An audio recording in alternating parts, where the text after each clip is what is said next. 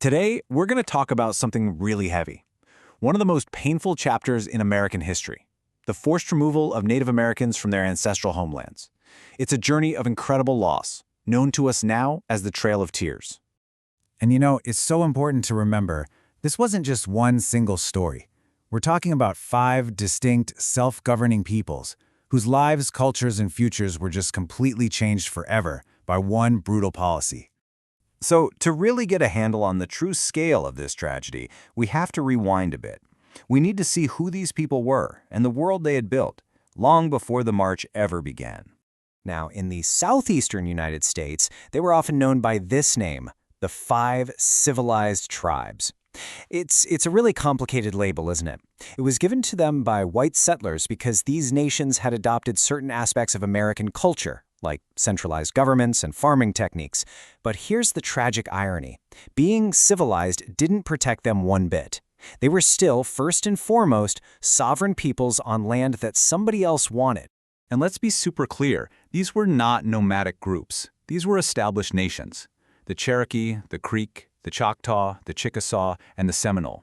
Each one had deep, generational roots in the lands of the American Southeast. I mean, we're talking about really sophisticated societies here.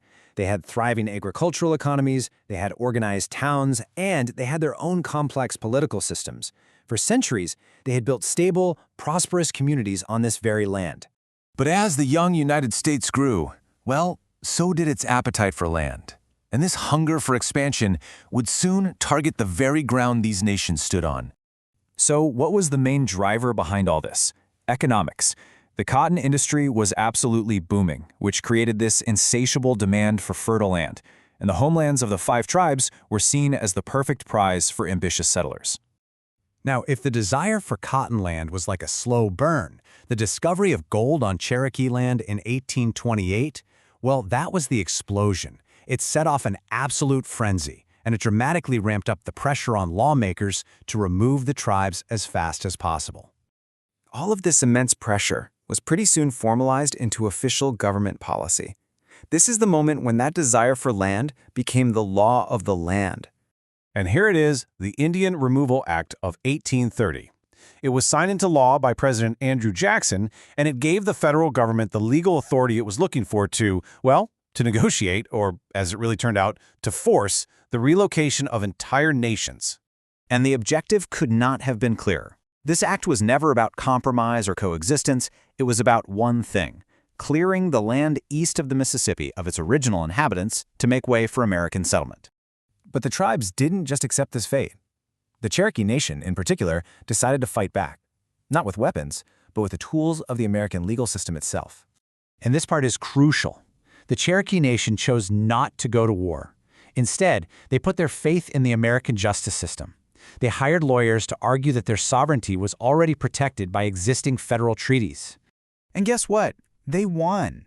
In the landmark case Worcester v. Georgia, the U.S. Supreme Court actually sided with the Cherokee Nation. The court affirmed their legal right to their lands and ruled that the states had no authority over them. On paper, it was an absolutely stunning legal victory. And right here, this is the devastating turn. President Andrew Jackson simply defied the Supreme Court. He refused to enforce the ruling. He basically rendered the highest court in the land powerless and left the Cherokee people with no legal protection at all. So with that last avenue of peaceful resistance completely closed off, the stage was set for the forced removal. This is the beginning of the journey that would earn the name the Trail of Tears. Between 1838 and 1839, the U.S. military began rounding up thousands of Cherokee men, women, and children. They were forced to march over 800 miles, and a lot of that journey happened during a brutal winter as they headed west to completely unfamiliar territory. Just let that number sink in for a second. 4,000. Of the roughly 16,000 Cherokee forced on this march, about a quarter of the entire population did not survive. And these weren't casualties of war. These were deaths of despair, from starvation, from diseases that just swept through crowded, unsanitary camps, and from freezing in the bitter cold with often little more than the clothes on their backs. The name itself, the Trail of Tears, it wasn't given by historians years later. It came from the people who suffered through it. It's a direct reflection of the profound trauma and grief that defined this horrific journey. The trail did eventually end, but the impact of this forced removal has echoed through generations, and it continues to be felt to this very day. The consequences were just catastrophic. Beyond the staggering loss of life, entire communities were shattered, cultural traditions were completely disrupted, and the connection to their ancestral homelands, which was a cornerstone of their identity, was severed forever. You see, remembering the Trail of Tears isn't just about revisiting the past. It's a stark, vital lesson about the consequences of unchecked power and the devastating human cost of injustice. And this brings us to a final, crucial question.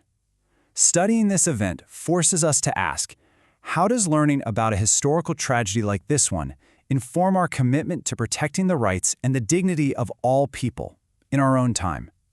It's a question that demands we never ever forget